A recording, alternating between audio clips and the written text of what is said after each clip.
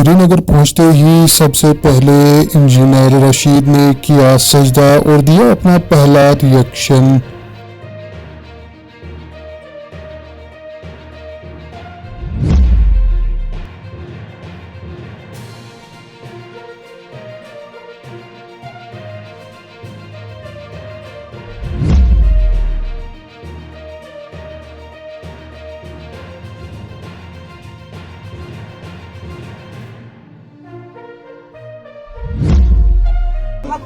मैं अपनी कौम से इतना कहना चाहता हूँ, आप हिम्मत न हारें।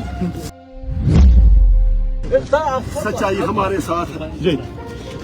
Facts are on our side. Nobody on earth beat Narendra Modi, beat Amit Shah Saab, beat anyone. Nobody can suppress our voice. सच्चाई हमारी साथ है और जीत सच्चाई की हो। हम भीख नहीं मांग रहे हैं किसी चीज की, हम सिर्फ ये चाहते हैं कि हमें इंसान समझा जाए, इंसानों की तरह जीने दिया जाए।